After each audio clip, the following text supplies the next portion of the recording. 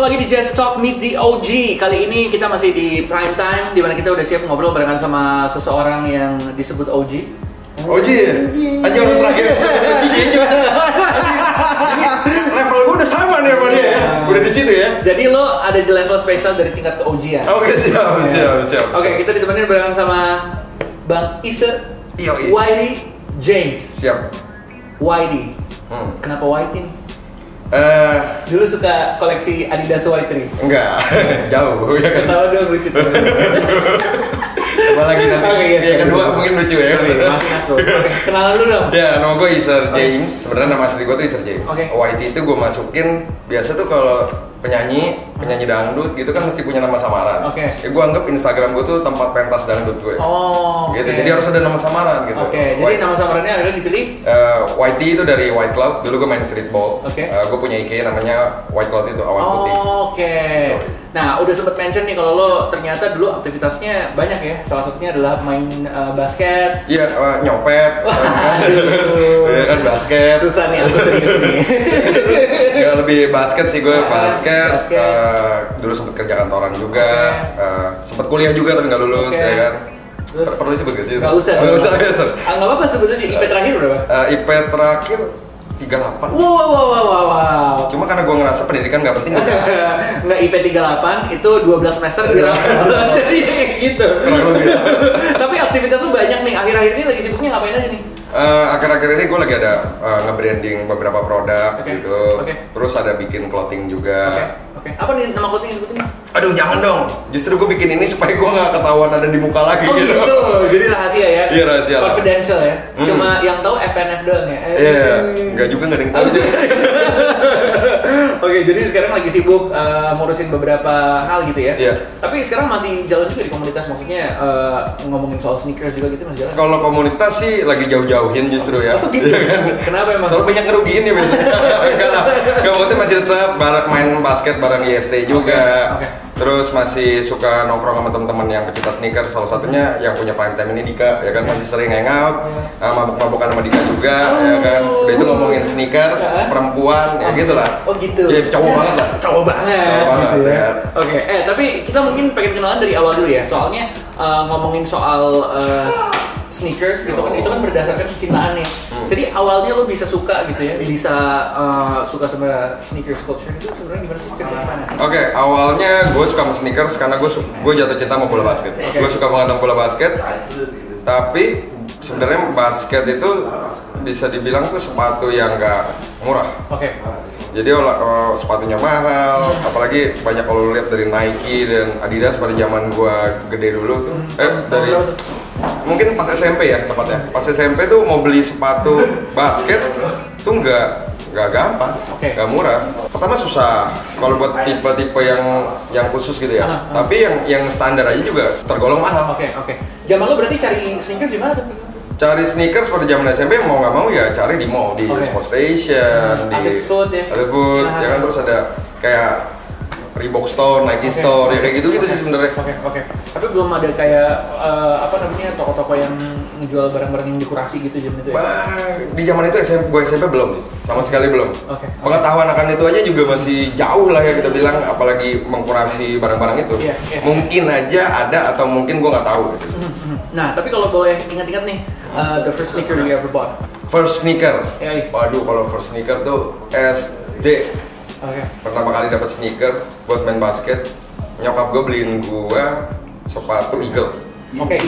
Eagle bulu tangkis yang nyokap gue pikir kalau persepsi adalah semua olahraga menggunakan satu sepatu olahraga yang sama. Itu aja. Jadi itu aja. Main basket itu, buat main bulu tangkis itu, lari itu aja gitu. Itu aja. Jadi akhirnya gue dibeliin itu dan ternyata kayak ini sepatu ada kurang bisa dipakai untuk bermain basket. Akhirnya coba ngumpulin duit uang dari uang jajan. Waktu itu gue ingat banget ada Nike Store di Taman Anggrek, Motor Anggrek. Gue pertama kali beli dengan uang jajan gue sendiri itu adalah Nike Double Face namanya. Berapa tuh kalau masih ingat? Itu harga retailnya 500.000, cuma dia diskon di akhir tahun. Gue inget banget harganya kalau nggak salah jadi 249.000, jadi 50%. Kalau kata anak sekarang steal deal ya. Mahal juga. Mahal juga. Itu gila ya, pasti 250.000 tuh kayak. Sejauh itu ya. Oh gila. Ini ya, buat sedikit nyamain persepsi aja, ketika lo beli itu presidennya siapa sih? Abis Pak Harto. Oh, oke. Berarti ya 99 2000-an. iya, 99 2000-an, 99 bukan 99. Nah, kalau misalnya lo sampai sekarang menjadi sneaker enthusiast gitu kan, udah mulai bisa awalnya beli satu, terus akhirnya lama-lama jadi banyak gitu ya. Lo dapetinnya berarti dari mana aja? Mulai dari toko di mall, akhirnya lo dapet kenalan, itu tuh gimana ceritanya? Jadi pertama-tama ya jelas lah, beli sepatu di mall, dikumpulin. Masih nggak ada tuh istilahnya kita beli buat simpan, buat investasi, buat udah benar-benar dipakai gitu ya? Dipakai, ditaruh aja, begitu aja. Sampai akhirnya gue pertama kali masuk kuliah itu tahun 2006. 2006 itu ada teman gue, namanya CH, dia buka sneaker store gitu di sana. Dan itulah pertama kalinya gue ngeliat waktu jam-jaman itu mulai itu Nike SB Dunk. SB Dunk itu warnanya banyak, Adidas Square 35th Anniversary itu yang Superstar dan lain-lain. Gue jadi kayak ngeliat, wah gila juga ya, ternyata sepatu-sepatu ini tuh punya nilai. Jadi orang yang waktu dulunya gue beli di Athlete Food, ada aja gitu yang ternyata, oh ini masih bisa dijual nih, masih ada nilainya. Dan itu jadi satu hal yang cukup mengagetkan nggak sih? Ya nggak sih, sepatu yang udah lama lu pakai, tapi ternyata sekarang masih bisa. Ternyata ya zaman itu memang nggak punya nilai tinggi ya, tapi setidaknya masih itu tuh susah tuh dapetinnya, keren tuh gitu. Ini rare-nya. Ya, dan itulah sebenarnya kayak yang cukup menyenangkan dari sneaker game adalah element of surprises. Ya kan, lu kan kayak element of surprise, lu tiba-tiba dulu beli, lu ngerasa kayak ya udah, gue asal ada aja, tiba-tiba itu malah bernilai gitu kan. Element of surprise-nya itu yang bikin lu kayak ya kayak lu nggak tahu tiba-tiba udah ada harta karun gitu. Betul itu dia. Nah, kalau kita ngeliat juga orang-orang koleksi pasti punya referensi masing-masing gitu ya. Pasti punya kesukaannya masing-masing. Ada yang Jordan, ada yang SB aja. Nah, kalau lu sendiri lebih kemana? Gue suka Air Jordan udah pastilah buat semua penggemar basket ya. Jordan background lo basket juga ya? Iya, Jordan itu sakral banget. Nah, di zaman gue gini, lu boleh beli sepatu Jordan, tapi jangan pakai di lapangan. Kalau lu nggak jago. Bener. Lu kalau lu tahu nih mungkin anak-anak di umur segitu, orang yang pakai sepatu Jordan itu berarti jago di pertandingan SMA, itu pasti jago biasanya. Kalau nggak tahu diri. Ya kan, kalau nggak tahu malu. Intinya cuma dua jenis orang kayak gitu. Nggak mungkin ada orang yang sosok tiba-tiba pakai Jordan. Terus gue suka juga sama kayak Nike. Sebenarnya gue suka banget sama Nike. Gue suka seri Air Max series karena Air Max, tempatnya especially Air Max One. Air Max One itu gue suka banget pakai buat traveling gitu, karena jalan jauh gitu enak banget di kaki gue. Banyak yang bilang kan keras, tapi gue nggak tahu kenapa kalau jalan jauh gitu merasa justru enak gitu. Justru enak.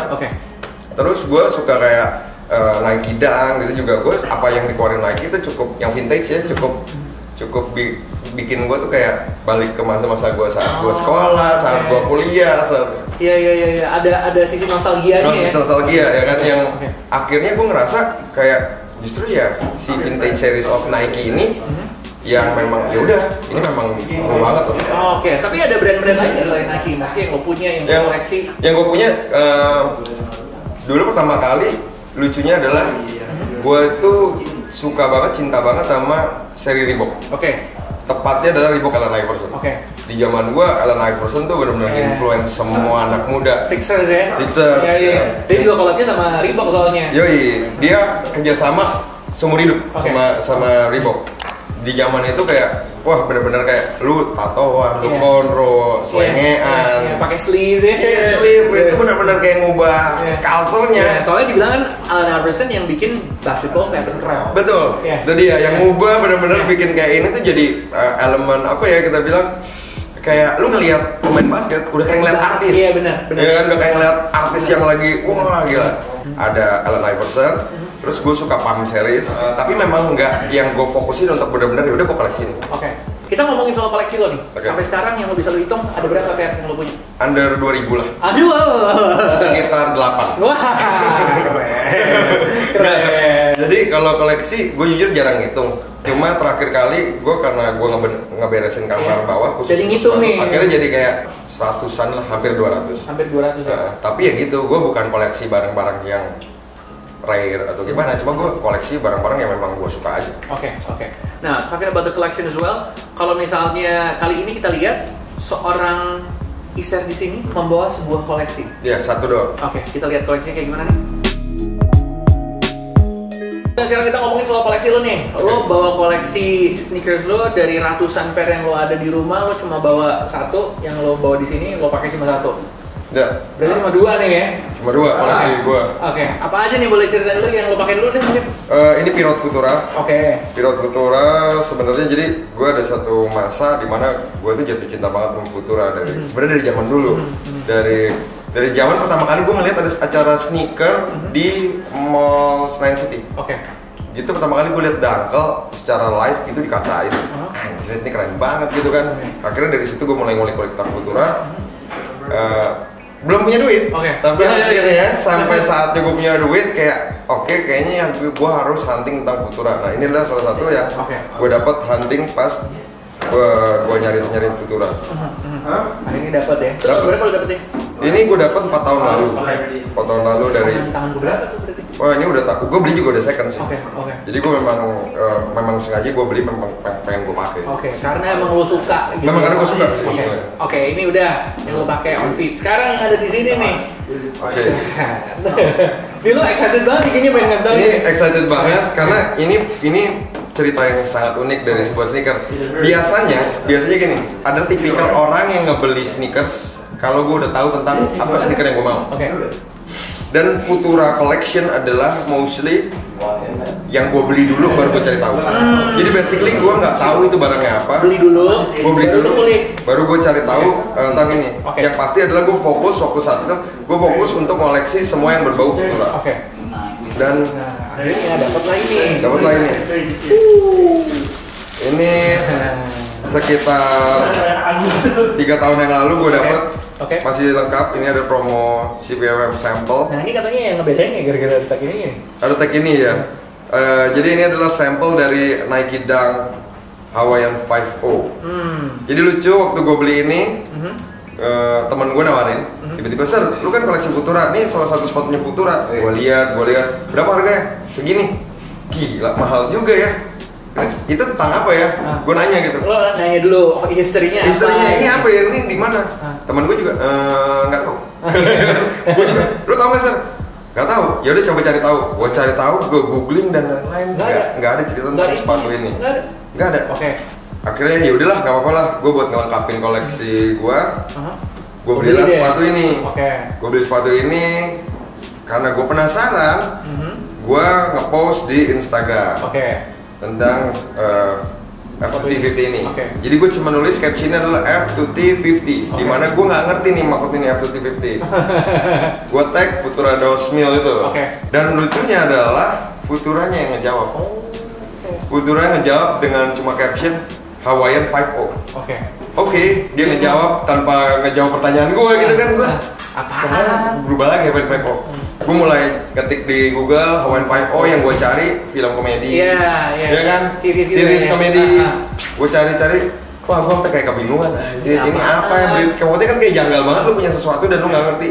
Tapi harganya juga bisa dibilang unik ya. Harganya mahal gitu. Gue rasa kayak ya gue cuma kepikiran antara gue pop dulu baru gue tahu apa enggak ini nggak bakal bisa gue dapetin lagi karena memang gue jarang banget lihat di market. Akhirnya tiba-tiba ada satu Instagram account, kayaknya dia nggak nge-follow siapa-siapa. Fake account gitu? Kayak ya mungkin bukan fake account, mungkin dia cuma pengen bikin account buat ngeliat-ngeliat doang. Dan orang itulah yang nge-komen di ini. Dia menjelaskan bahwa ini sepatu adalah perayaan ulang tahun ke-50 Futura di Hawaii. Dia ngundang 50 teman-teman terbaiknya dan sepatu ini didesain sama Stash. Wah. Dan itu gue kayak anjir ya. Makanya dulu Hawaiian 5.0. Hawaiian 5.0. Hawaiian di Hawaii 50. Iya, 50. 50 bener ya, 5.0 50 jadi ulang tahun ke-50 Futura. Bener nggak ada hubungannya sama sekali sama si series Hawaiian 5.0? Nggak ada. Cuma gara-gara dia nulis gitu kita mikirnya ini gara-gara series kali atau gimana? Itu dia, makanya ini sepatu yang sampai sekarang tuh masih kayak gue simpan, gue lengkap. Udah nggak pernah gue lepas talinya sama sekali. Gue nggak pernah lepas sampel tagnya. Dan ini menurut gue salah satu koleksi yang cukup berharga, paling berharga lah, salah satu paling berharga yang pernah gue punya. Jadi ini sentimental value-nya ada banget ya? Sentimental value ada jelas, karena Lu mungkin ngelihat cuma sesimpel kayak wah ini warna gini, ini sepatu ini lu nggak ngerti, tapi bukan itu. Tapi kalau lu lihat dari sepatu ini, gue belajar tentang proses. Ternyata connection orang ke orang yang mencintai sneakers itu terkoneksi dalam satu medium tertentu. Ya sepatu kadang-kadang kan. Dari sepatu, gue nggak kenal namanya orang, tapi ini orang bisa ceritain gue ceritanya. Dari sepatu ini tiba-tiba Putra Dosmil bisa kontak gue dan gue bisa DM-an sama dia. Idola gue gitu ya kan. Ini kayak, men, ini memang cuma sneaker, but it's not just about the sneakers. It's more than that. It's about the history. It's about your personal collection as well. And connection. Penting banget nih. Tapi kalau kita lihat sekarang kan emang hype-nya lagi di mana-mana gitu. Hype mempengaruhi keinginan lo untuk membeli sesuatu? Gua penasaran banget sebenarnya, karena market menuju satu titik. Dimana Adidas, NMD, Yeezy, semuanya Adidas. Gue justru penasaran sama Yeezy 750 waktu tahun lalu. Itu bikin tertarik. Akhirnya gue coba ada barang, gitu kan, second, dititip ke gue. Yaudah, gue coba pakai deh. Dan ternyata cukup menggelikan ya. Iya. Dan gue kayak waktu gue lihat itu, anjing ini bukan gue, ini bukan gue, ini bukan zaman gue, ini bukan tempat gue nggak bilang di sini bro gitu loh. Mungkin ada generasi yang emang cocok sesuai. Ada orang-orang yang memang pantas pakai ini keren gitu dan nyaman. Bro itu sisi kenyamanan adalah sisi yang paling gue takutkan. Gue takut kalau gue menggunakan itu dan gue merasa nyaman, berapa ratus pasang sepatu di rumah gue yang ini bakal gue apain gitu loh. Ngerti nggak lo? Itu poin-poin yang menurut gue kayak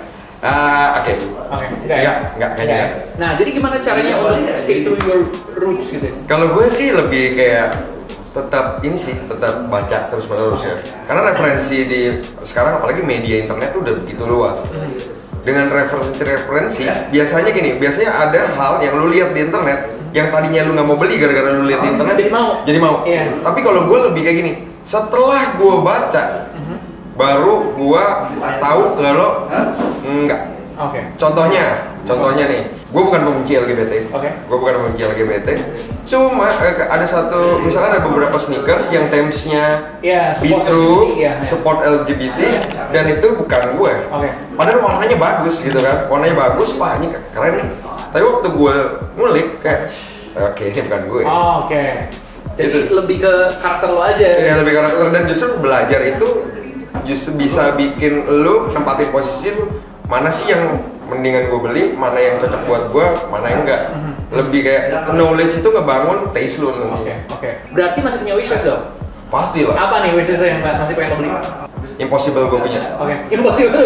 Udah pasti 100% impossible dari gue. Ada satu namanya Nike Dunk Low. Itu cuma ada 7 pasang di dunia, 7-7-nya punya Croatian style kalau nggak salah. Makanya gue bilang impossible deh. Ya udah punya dia semua. Dan sayangnya gini, gue 2 tahun lalu punya kesempatan untuk beli sepatu itu. Gue sebut aja deh. Gue bisa punyain sepatu itu Dunk Low dengan harga $5.000. Tapi saat itu gue mikir kayak, men, $5.000 men. Budgetnya nih. Pikir, 2 hari mikir, belum dapat keputusan. Temen gue udah bilang udah sold. Rasanya ya? 5.000. Banyak rumor bilang ini udah tinggi-tingginya di dia. Terakhir kali Croatian Style menuhin sepatu ketujuhnya itu beli sekitar $80.000 US. Itu kayak, what? Gila banget itu maksudnya. Dan menurut gue kayak, ini udah pasti possible. Possible ya? Possible. Untuk uang segitu, impossible buat gue buat beli sepatu untuk itu gitu. Kalau yang kira-kira masih possible buat lo beli? Gue pengen banget 4 M&M Encore. Itu udah pasti. Possible nggak possible itu $20.000 ya kan mau gue ya kan. Terus ada kalau yang harganya masih oke gitu, gue pengen banget Jordan 1 Union tapi yang biru merah. Karena gue baru punya yang black toe-nya doang, jadi gue pengen yang biru merah tapi harganya sekarang udah mau 15 juta gitu. Gue kayak sabar. Jadi itu ya, beberapa wishlist yang mungkin ada yang impossible, tapi ya you never know, nothing is possible man. Ya mungkin ya. Nah sekarang kita masuk ngobrolin soal message nih. Karena kita dari tadi udah ngobrol dan kita udah tahu banyak banget seputar soal riset di sini. Tapi kalau kita lihat the younger generation right now, mereka juga suka sama sneakers, they wanna collect them, they wanna buy a lot of sneakers, and they wanna get into the communities as well. Ada pesan kan dari seorang Isen untuk the future generation to pass the torch? Ya, kalau menurut gua kayak future generation yang kita lihat ya paling dekat lah ya, generasi di bawah kita itu generasinya sosial media. Anak-anak muda ini lebih mikirin flexing dibanding belajar. Jadi kalau menurut gua pengen kasih satu pesan di mana bukan itu caranya untuk fit into community. Bukan dengan lu berpakaian puluhan juta, dengan sepatu ratusan juta lu bisa fit into community, enggak. Mungkin ada hal yang lebih murah caranya supaya lu bisa fit into community adalah belajar. Belajar. Jadi karena menurut gue dengan lu ngobrol dengan orang, lu kasih tahu spread pengetahuan lu bakal bisa lebih gampang fit into community daripada lu mesti kumpulin duit beli baju lu yang mahal tuh 20 juta. Belajar dan menabung. Emang siapa yang pakai baju 20 juta? Banyak. Nah itu ada kan. Oke, ada message-nya nih buat JSD. Event pertama yang gue kritik habis-habisan. Oh iya, kenapa? Iya, stay relate aja, pokoknya kayak ya menurut gue kayak JSD itu kan platform besar. Platform besar di mana gue ini ada di dalam lah, bisa dibilang ada di dalamnya, di dalam culture sneaker ini.